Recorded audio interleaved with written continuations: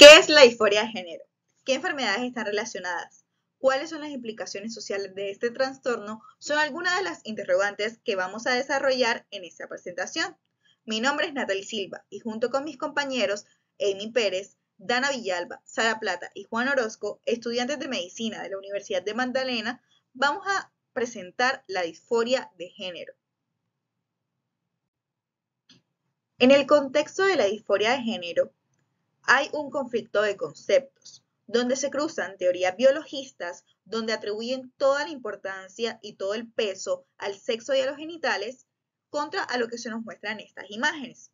Al lado izquierdo podemos ver una imagen que dice: la apariencia física es efímera, la esencia de cada persona es eterna. Lo que nos quiere mostrar esta imagen es que habla sobre la importancia del ser en sí, está en su esencia, en lo que es como persona, sus acciones. A contrario de que es más efímero, más banal el cuerpo o lo que se muestra la persona en su exterior, en sus características físicas, que es muy importante pues en todo lo que vamos a desarrollar a continuación. Al lado derecho también podemos ver una imagen que muestra un cerebro señalando que el género está acá, señalando hacia la cabeza, demostrando o representando que el género es un constructo social que lleva más implicaciones más allá de los genitales, y puede el género ir o no de la mano con la identidad sexual, que es lo que vamos a desarrollar a continuación. Entonces son un cruce de conceptos que pues también repercuten en diferencias sociales, en diferencias de ideologías, y es muy importante tenerlas en cuenta. Para empezar a hablar de disforia de género tenemos que mencionar ciertos conceptos. Por iniciar sería el sexo biológico, que es este. Viene siendo la identificación que se le otorga a los individuos, usualmente es varón o hembra, y estos es debido a lo que corresponde al sexo anatómico, es decir, tiene relación con los genitales que posee este individuo. Es decir, si posee pene, es hombre, si posee vulva, es mujer. Entonces, la disforia de género empieza porque se expresa un descontento con el sexo asignado y el deseo de tener el cuerpo del otro sexo. Si es hombre, desea tener pues el cuerpo de la mujer. Y también el ser apreciado, valorado socialmente como personas del sexo opuesto, ser llamados por los pronombres femeninos o masculinos para sentirse más de acuerdo con lo que desean ser. Bueno, hablando sobre un poquito de los conceptos bases de esta exposición, podemos mencionar qué es la identidad de género. Y esta se refiere más bien a la percepción interna y subjetiva de una persona sobre su género, es decir, si se puede identificar como hombre, mujer, ambos, ningunos o otro género. Esta identidad puede ser diferente al sexo asignado al nacer y puede variar a lo largo del tiempo. La identidad de género es una parte importante de la identidad de la persona y puede influir en su comportamiento, intereses, relaciones intra y extrapersonales y las otras áreas de su vida. Mencionando otros conceptos sobre la sexualidad, tenemos identidad de género, el cual es mujer, hombre, queer, y esta viene siendo el grado en el que cada persona se identifica como masculino, femenino o como alguna convicción de ambas. Es una construcción interna que se va dando a través del tiempo. Esto no está ligado al sexo biológico y depende de la percepción de tu propio sexo y género. La expresión de género puede ser femenina, andrógina, andrógino o masculina. Y esta viene siendo una red de actitudes y creencias, formas de ver la vida y de comportamientos que se van adquiriendo a través de la familia desde el nacimiento y a través de la sociedad. Esto no va guiado a la etiqueta de eres hombre o eres mujer. Esta más que todo va en la forma en la que te vistes, en la que te comportas. El sexo biológico es hembra, macho, intersexual, y esta se refiere a los caracteres biológicos que se le atribuyen a una especie, es decir, hembras o machos. La orientación sexual es el erotismo o la vinculación emocional que hay hacia un individuo en relación al género de la pareja con la cual se desea y se quiere involucrar.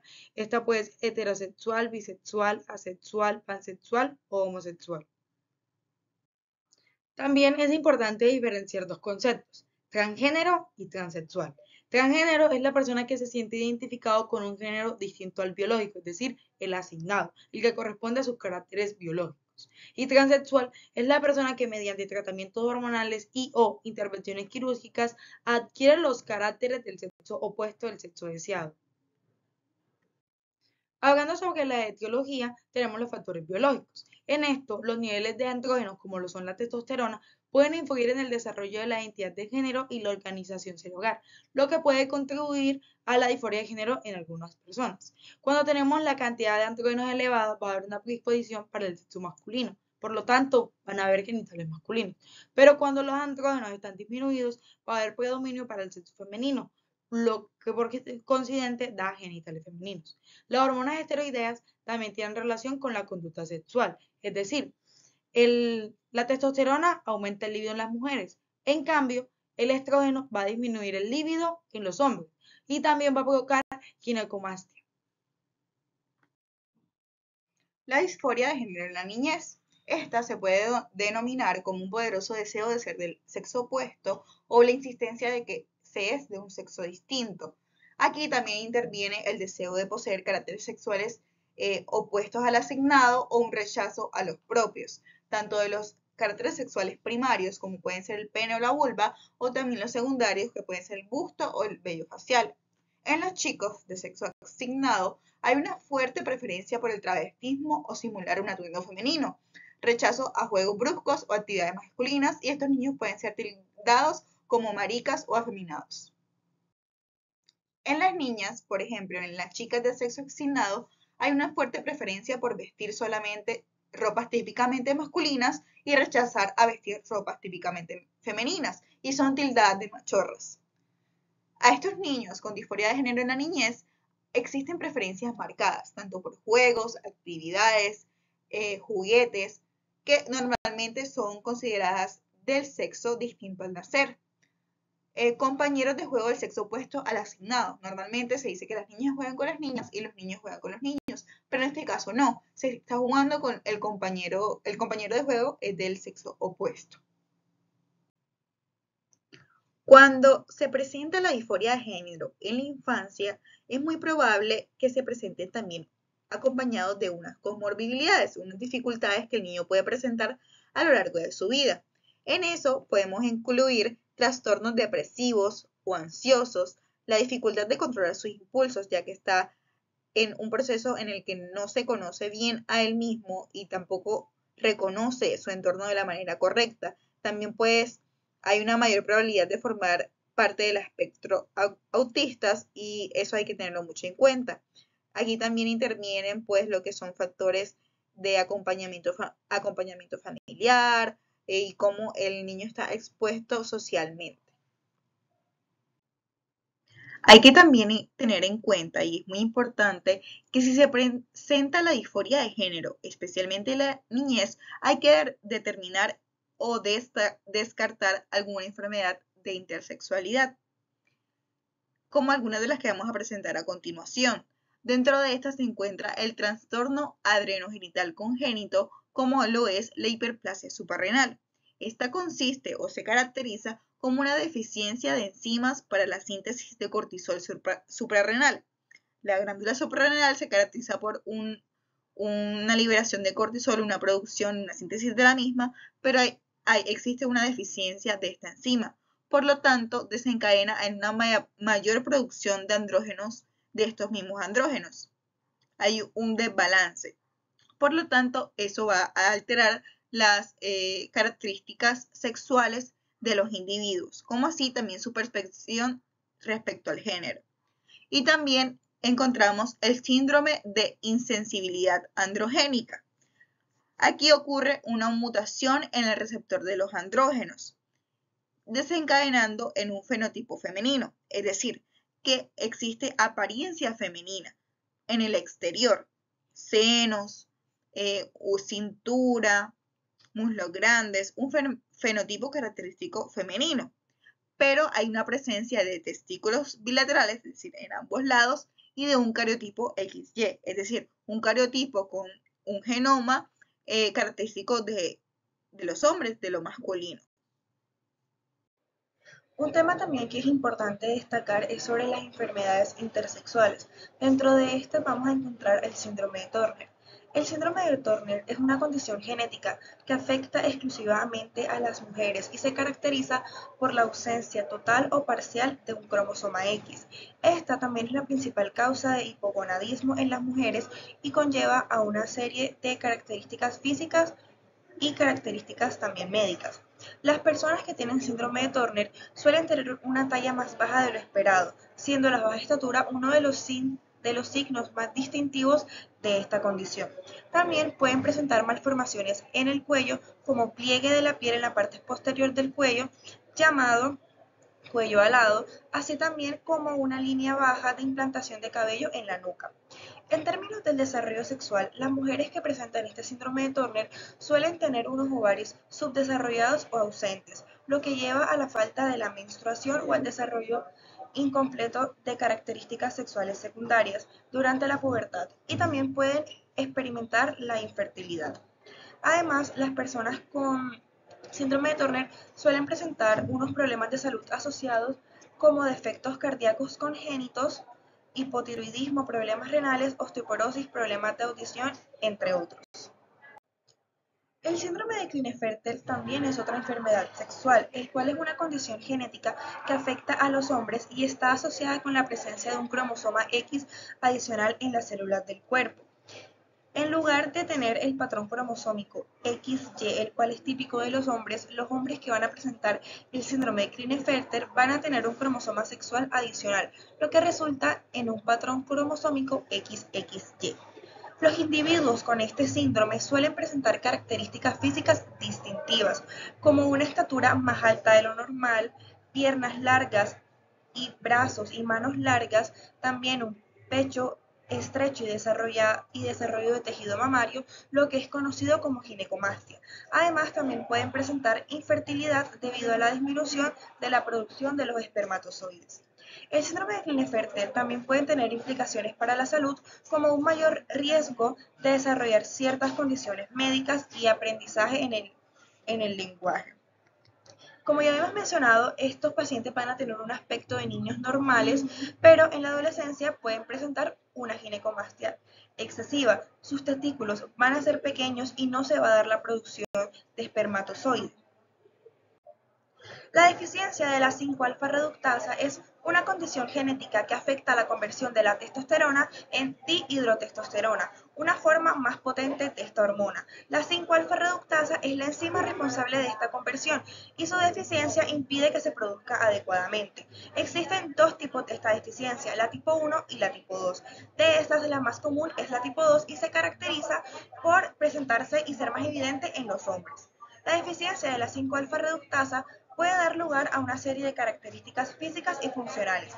En los hombres puede causar una apariencia femenina en los genitales externos al momento de nacer, como es la apariencia ambigua del pene, un escroto dividido o subdesarrollado y la falta del desarrollo de los caracteres secundarios masculinos durante la pubertad. Es decir, no va a tener un engrosamiento de voz, no va a tener tampoco tanto vello facial ni corporal, ni un buen desarrollo muscular y una voz profunda. Además, también puede tener problemas de infertilidad debido a que va a tener una disminución en la producción de los espermatozoides. En las mujeres, la deficiencia de la 5-alfa reductasa puede causar hirsutismo, lo que es un exceso de vello corporal, y acné debido a la acumulación de la testosterona no convertida en dihidrotestosterona. Sin embargo, en muchas mujeres con deficiencia tipo 1, el desarrollo sexual puede ser normal. Tratamiento. El tratamiento para la disforia de género va a ser un tratamiento multidisciplinario que va a abarcar el acompañamiento psicológico, la terapia hormonal y asesoría endocrinológica y la cirugía de reasignación de sexo. La fase inicial del tratamiento para la disforia de género va a abarcar la evaluación psicológica del paciente y el tratamiento de este, que va a continuar desde antes del inicio de la terapia hormonal hasta el seguimiento postquirúrgico, esto con el fin de velar por el bienestar del paciente. Es necesario para brindar un diagnóstico diferencial de otras patologías similares a la disforia de género, como lo pueden ser el trastorno por aversión al sexo y el trastorno de maduración sexual, entre otros. Asimismo, esta terapia tiene como objetivo apoyar al paciente en su proceso de terapia de reemplazo hormonal y sus repercusiones sociales, ya que muchos de estos pacientes pueden sentirse discriminados, pueden tener problemas de rechazo social, acoso, problemas legales en el trabajo, familiares y escolares. La intervención psicológica siempre va a tener como objetivo acompañar durante la transición hormonal. El tratamiento proporcionado al paciente va a variar según la edad. No va a ser el mismo tratamiento proporcionado a un niño que el proporcionado a un adolescente o el proporcionado a un adulto. Todo va a variar según la edad y las circunstancias en las que se encuentre, ya sean sociales, económicas, etc. En los niños se va a recomendar la terapia individual, la terapia familiar y la terapia grupal. Esto con el fin de acompañar al niño en la exploración de la identidad de género y también brindar el máximo conocimiento a las personas que lo rodean, más cercanas como pueden ser sus padres o sus cuidadores a cargo, para entender la situación. Asimismo, se deben evitar las terapias de conversión que busquen cambiar la identidad de género del niño o del infante, ya que podría causar problemas a futuro. En los adolescentes, la terapia psicológica sugerida incluye la psicoterapia personalizada y la terapia grupal. En algunos casos también incluye la remisión a psiquiatría. En esta etapa, los adolescentes pueden iniciar a preocuparse por sus cambios físicos, ya que de esto depende la percepción que otras personas puedan tener de ellos. Asimismo, comienzan a preocuparse por su lugar en la sociedad y por los roles de género asociados que van a enfrentar luego del cambio de género definitivo o del inicio de la terapia hormonal. Dentro de la siguiente fase, para el tratamiento de la disforia de género, vamos a tener la terapia de reemplazo hormonal. Esta consiste en el uso de medicamentos que puedan inhibir el desarrollo hormonal o reemplazar las hormonas sexuales del cuerpo humano. Sus efectos pueden ser reversibles o no, según el tipo de terapia que se utilice, pero mayormente son reversibles hasta cierto punto. Dentro de esta vamos a encontrar la frenación puberal con agonistas análogos de la gonadotropina, los cuales se van a enfocar en suprimir el desarrollo de la pubertad. Este tipo de medicamentos no solamente van a ser utilizados para este tipo de terapia en la disforia de género, sino que también pueden ser utilizados en niños con pubertad precoz, por lo que se va a suprimir el desarrollo de los caracteres secundarios sexuales. También vamos a tener el tratamiento hormonal cruzado, el cual consiste en la aplicación de hormonas que inducen a las características sexuales secundarias del sexo deseado. En las personas transmasculinas se va a aplicar la testosterona y en las personas transfemeninas se va a aplicar distintos tipos de estrógenos. Estos van a tener la capacidad de inducir las características deseadas por el paciente. En personas transmasculinas van a inducir el crecimiento del vello, agravamiento de la voz, crecimiento del clítoris y otras características como la redistribución de la grasa corporal. Y también puede inducir la disminución del crecimiento de las mamas. En el caso de las personas transfemeninas va a inducir el crecimiento de las mamas, va a inducir la redistribución de la grasa corporal. La grasa va a pasar de acumularse en el estómago, a acumularse principalmente en las caderas y también puede reducir la cantidad de vello facial que pueda tener la persona y el vello en general en todo el cuerpo. Y por último vamos a encontrar la cirugía de reasignación de sexo, que son un conjunto de cirugías que tienen la capacidad de modificar los caracteres sexuales femeninos y masculinos secundarios. Para las personas transmasculinas vamos a encontrar la faloplastia, mastectomía y masculinización facial. También podemos encontrar dentro de la masculinización facial el injerto de vello facial. En las personas transfemeninas encontramos la orquidectomía, mamoplastia y feminización facial. También podemos encontrar la operación del cartílago cricoides para reducir la apariencia de la manzana de Adán.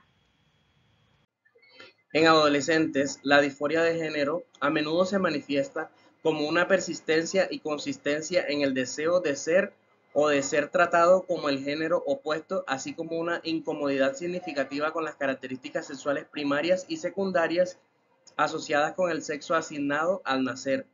Puede haber una angustia y malestar psicológico asociado con esta discrepancia.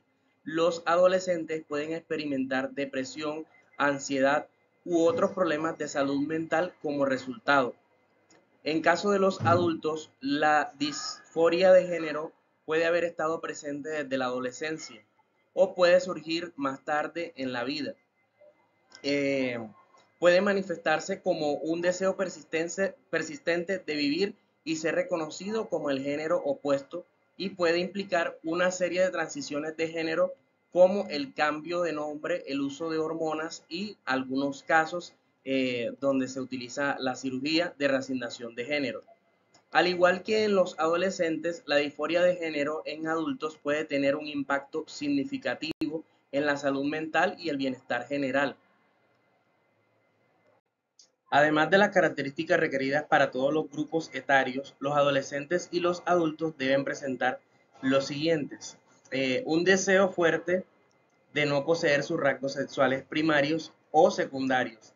En el caso de los adolescentes, prevenir su desarrollo o un fuerte deseo de las características sexuales primarias o secundarias que correspondan al género con el que se identifican. También un fuerte deseo de pertenecer al sexo opuesto o a algún otro género. Un fuerte deseo de ser tratado como de otro género. También una fuerte convicción de que tienen sentimientos y reacciones típicas de otros géneros. También el diagnóstico de disforia de género en los adultos se enfoca en determinar si existe una angustia significativa o deterioro evidente de las áreas sociales laborales u otras áreas importantes de funcionalidad. La disconformidad de género no es suficiente para el diagnóstico. En el adulto también vamos a encontrar ciertas comorbilidades, como que tengan mayor predisposición para padecer en algún momento de su vida o a lo largo de esta algún trastorno depresivo, ansiedad y mayor predisposición para cometer suicidio, así como pensamientos suicidas en un 40% de las personas que atraviesan por una disforia de género. También van a tener una mayor predisposición para padecer de autolesiones, abuso de sustancias de tipo psicodélicas o bebidas embriagantes y también un incremento para sufrir de enfermedades de tipo mental. La disforia de género es una condición en la que una persona tiene una identidad de género que difiere al sexo que se le asignó al nacer. Hay muchos factores que pueden contribuir a la disforia de género, incluyendo factores biológicos, hormonales, genéticos y psicosociales. Los factores psicosociales incluyen factores ambientales, culturales y sociales que pueden afectar la identidad de género de una persona y contribuir a la disforia de género. Algunos de estos factores pueden incluir el rechazo social por la identidad de género de una persona, la falta de aceptación y comprensión de la identidad de género diversa y la discriminación en el trabajo o en otros ámbitos de la vida diaria. Estos factores pueden ser particularmente significativos para la disforia de género en la infancia y en la adolescencia, donde el apoyo social y familiar es especialmente importante para el bienestar y la salud mental de un niño o un adolescente. Bien, y así damos por concluida nuestra presentación acerca de la disforia de género, un trastorno que puede afectar a las personas no solamente a nivel social, sino también biológico. Es importante conocer y aclarar los conceptos. Esperamos que en el marco de esta presentación hayan sido profundizados. Muchísimas gracias.